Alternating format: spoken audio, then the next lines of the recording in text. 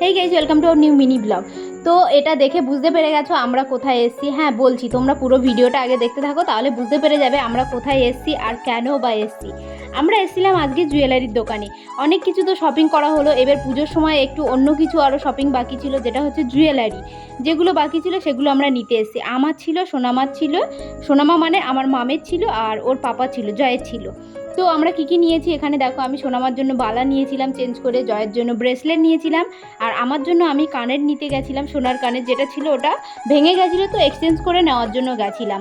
ওটা দিয়ে আর একটা নতুন নেব, কিন্তু কি করব, দুঃখের বিষয় আমার কানের একটাও পছন্দ হয়নি। তো আমরা ওখানে কানেরটাকে স্কিপ করে চলে এসেছি, অন্য জিনিস যেগুলো বাকি ছিল সেগুলো নিয়েছি। নিয়ে আমরা কিছুক্ষণ পর সোনারপুরে চলে এসেছিলাম, আরও কিছু জিনিস নেওয়া ছিল।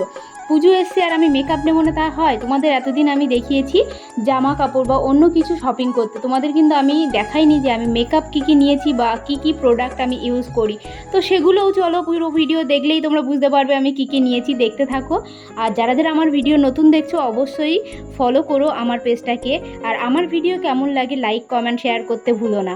তো আমার মাম দুষ্টুমি করছে, ও সব জায়গায় দুষ্টুমি করে। ওকে না পেরে আমরা যে দোকানে ছিলাম সেই দাদা ওকে লজেন্স দিয়ে দাঁড় করিয়ে রেখেছিল।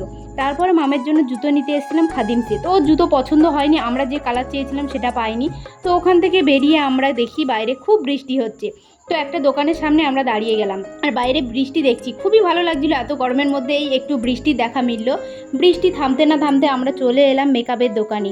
তো ওখানে গিয়ে আমি আমার যে কটা জিনিস লাগে জয়ের জন্য নিয়েছিলাম, আমার জন্য নিয়েছিলাম।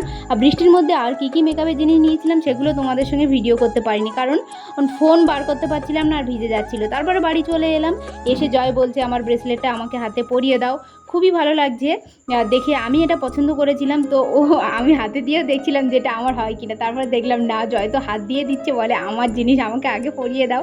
ও তো খুব এক্সাইটেড ছিল, কারণ এর আগে ওটা ছিল অনেকটা মোটা, এবার নিয়েছি একটু সরু, কিন্তু ডিজাইনটা অন্যরকম।